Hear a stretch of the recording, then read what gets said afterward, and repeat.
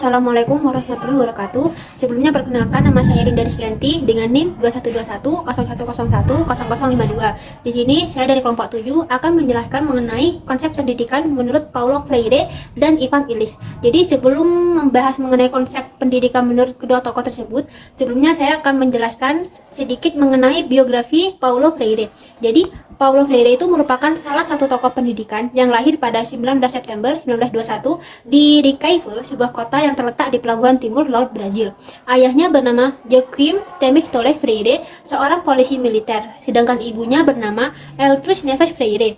Paulo Freire berasal dari keluarga kelas menengah, namun sejak ia kecil, ia hidup dalam situasi kemiskinan yang dikarenakan keluarganya tertimpa kemunduran masalah finansial yang diakibatkan oleh krisis Amerika yang merambat ke Brazil pada tahun 1929 pada saat itu. Nah, disinilah Paulo Freire itu menemukan dirinya sebagai bagian dari kaum rombeng dari bumi yang akhirnya menimbulkan pengaruh yang sangat besar bagi kehidupan dan perjuangannya. Keluarga Freire kemudian pindah ke Jaboao pada tahun 1931 dan pada saat itulah ayahnya meninggal dunia. Kemudian pada usia 15 tahun, Paulo Freire menyelesaikan sekolahnya dengan nilai yang tidak besar ataupun juga tidak kecil. Nah, setelah keadaan keluarganya sudah sedikit membaik, ia menyelesaikan sekolahnya dan kemudian masuk Universitas Recife menempuh studi hukum sembari mempelajari filsafat dan psikologi bahasa. Ia juga bekerja paruh waktu sebagai instruktur bahasa Portugis di sekolah lanjutan. Nah, pada tahun 1944, ia kemudian menikah dengan seorang wanita bernama Elza Maya Costa Oliveira yang juga dari Recife. Wanita tersebut merupakan guru sekolah dasar. Dalam pernikahan tersebut, mereka dikaruniai 2 orang putra dan 3 orang putri. Freire juga mengungkapkan bahwa pada saat itulah minatnya pada teori dari pendidikan mulai muncul dan mulai membaca buku-buku mengenai pendidikan, filsafat, dan sosiologi pendidikan. Kemudian, pada tahun 1959, ia telah meraih gelar doktor dalam bidang sejarah dan filsafat pendidikan. Nah, di saat inilah di mana ia pertama kali mengemukakan pemikirannya tentang filsafat pendidikan melalui disertasinya di Universitas Recife. Dan kemudian melalui karya-karyanya sebagai guru besar sejarah dan filsafat pendidikan di Universitas Recife, ia juga dalam berbagai percobaannya dalam pengajaran kaum buta huruf di kota yang sama. Kemudian pada awal tahun 1970-an, Freire menjadi seorang konsultan dan akhirnya menjabat sebagai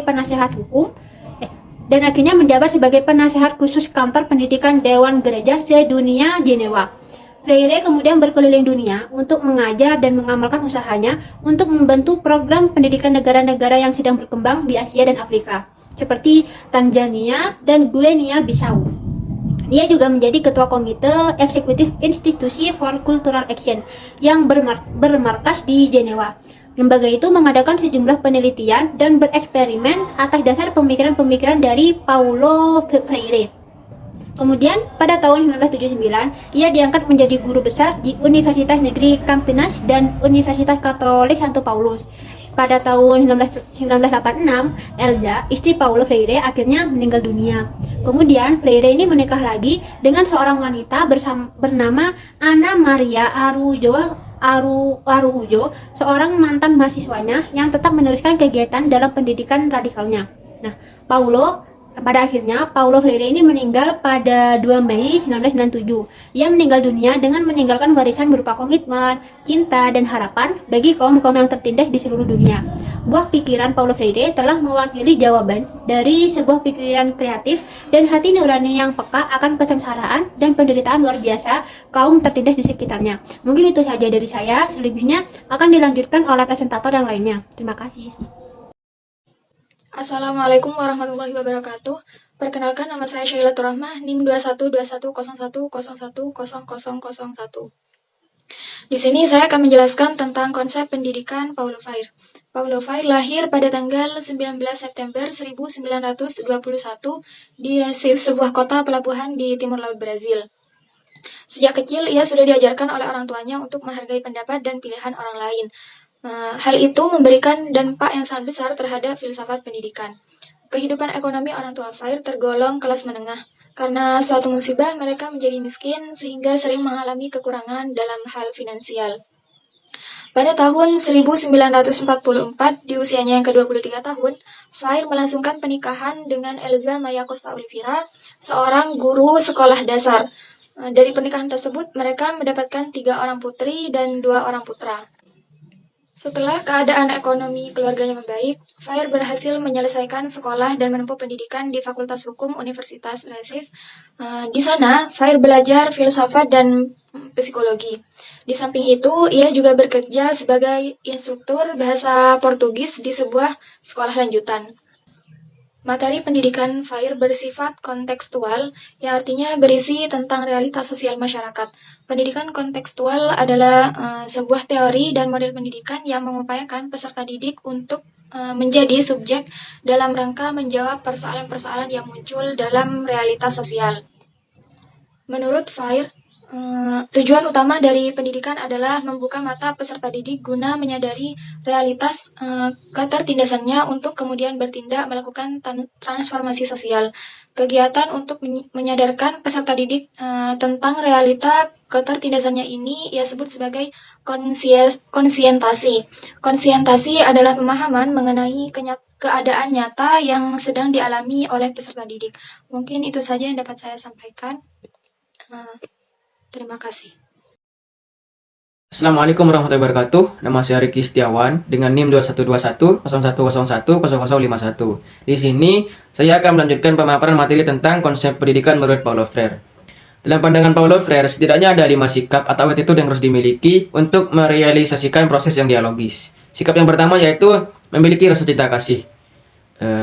Dialog tidak akan terjadi tanpa adanya rasa cinta kasih yang mendalam terhadap diri sendiri maupun sesamanya.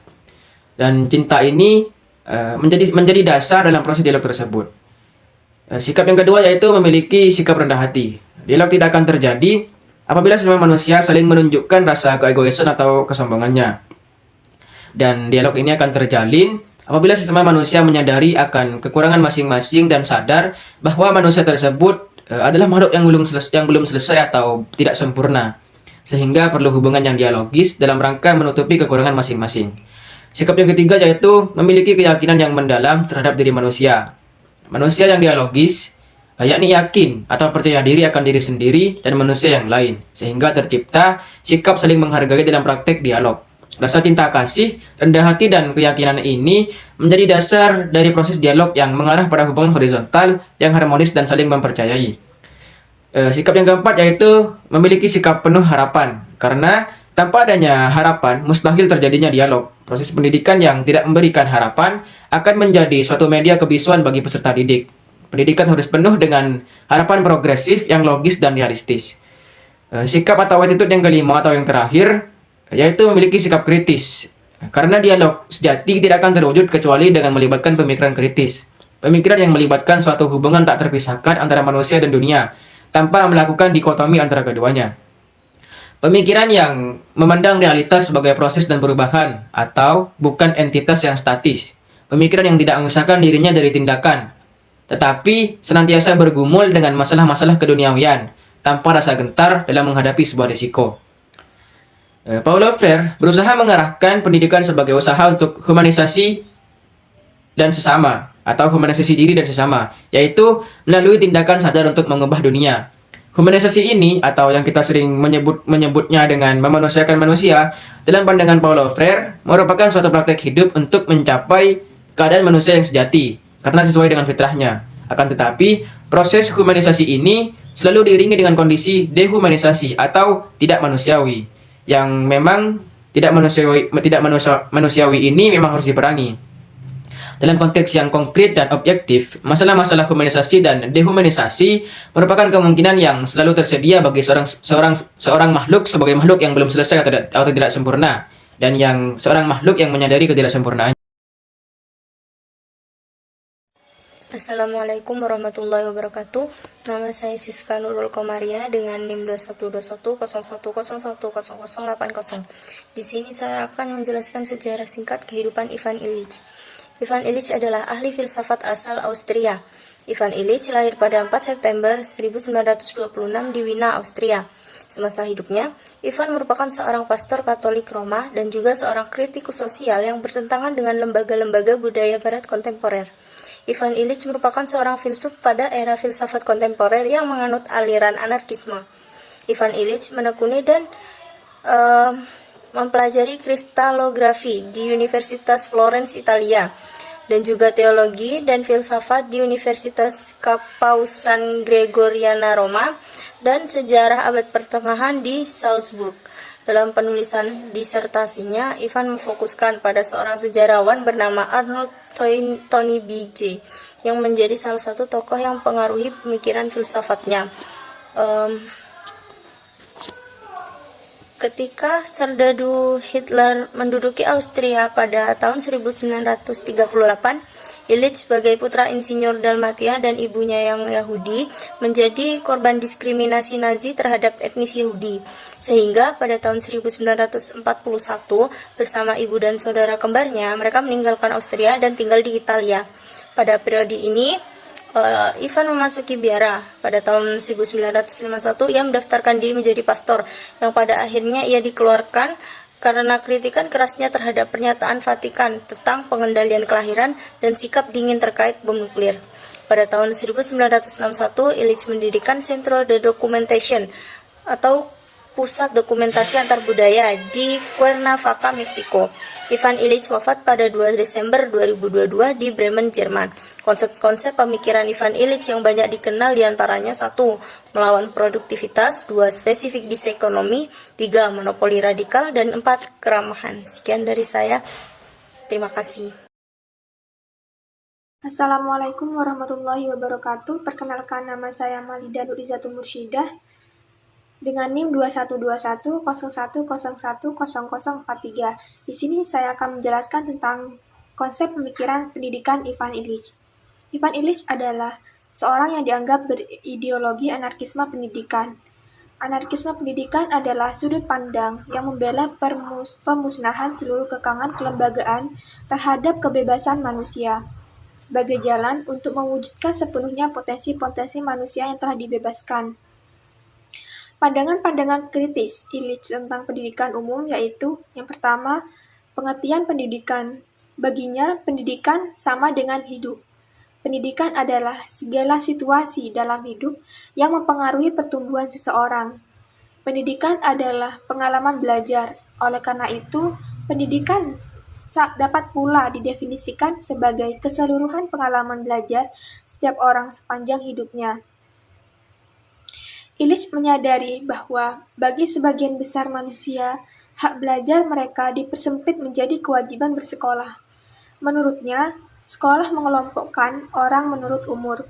Pengelompokan ini didasarkan pada 3 premis yang diterima begitu saja.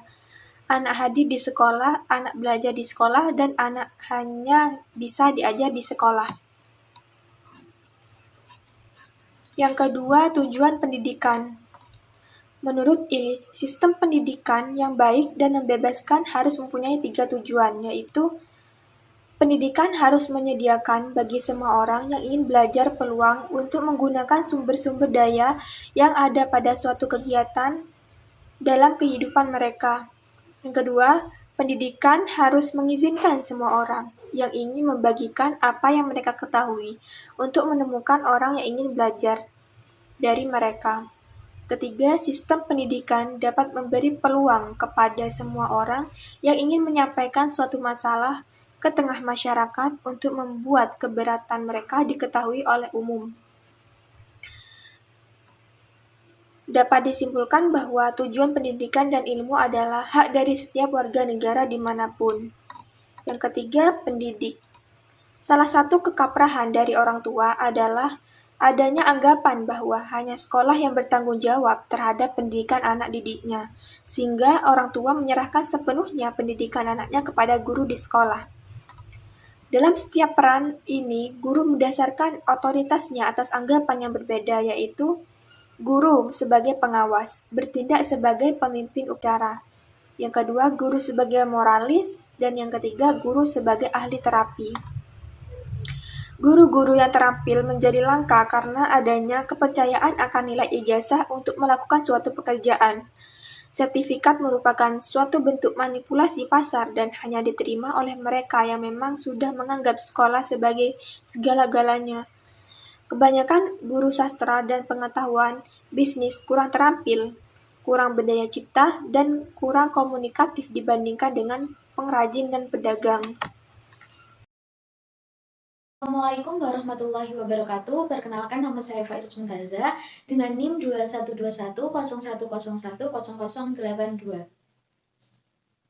Di sini saya akan melanjutkan presentasi dari teman saya, yaitu konsep pemikiran pendidikan Ivan Illich. 4. Peserta didik. Sekolah mengelompokkan orang menurut umur.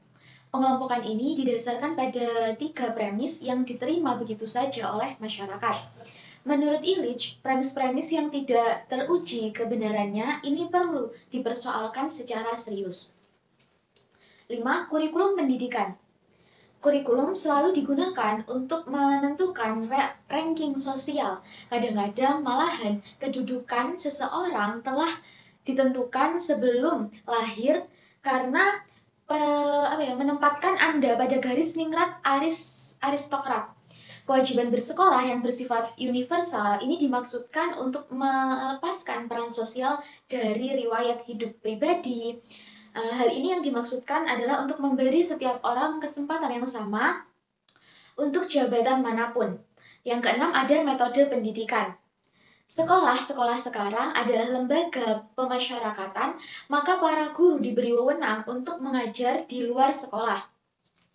Membawa anak-anak ke sebuah jalanan yang sibuk di kawasan yang kumuh, rawan kejahatan, dengan harapan anak-anak tersebut bisa belajar tentang kenyataan. Seperti latihan kepekaan, itu digunakan sebagai metode. Maka kita impor terapi kejiwaan kelompok ke dalam ruang kelas. Sekolah yang harusnya mengajar segala hal pada setiap orang, kini jadi segala hal itu sendiri bagi semua anak. Yang ketujuh, lingkungan pendidikan. Ivan Illich mengartikan sekolah itu sebagai proses yang dikhususkan untuk umur tertentu dan yang berkaitan dengan guru yang menuntut kehadiran purna waktu dalam mengikuti suatu kurikulum yang wajib. Sekolah tidak mengembangkan kegiatan belajar ataupun mengajarkan keadilan, sebab para pendidik lebih menekankan pengajaran yang sudah dijadikan paket-paket bersama dengan sertifikat. Kita semua telah belajar sebagian apa yang kita ketahui justru dari luar sekolah. Belajar bagaimana bisa hidup, belajar bagaimana bisa berbicara, berpikir, dan lain sebagainya. Kualitas lingkungan dan relasi seseorang dengan lingkungan akan menentukan berapa banyak yang akan dipelajarinya secara sambil lalu, dan karena kehidupan yang membahagiakan adalah hidup yang berhubungan timbal balik yang bermakna dengan sesama dalam lingkungan yang bermakna pula. Kebahagiaan yang setara tak berarti kesetaraan pendidikan. Kita butuh lingkungan yang baru di mana bisa tumbuh menjadi lebih dewasa, bisa tanpa kelas-kelas. Sebab bila tidak, kita akan memperoleh dunia baru nan tegar di mana Bung Besar mendidik kita semua. Baik, terima kasih. Sekian dari saya. Wassalamualaikum warahmatullahi wabarakatuh.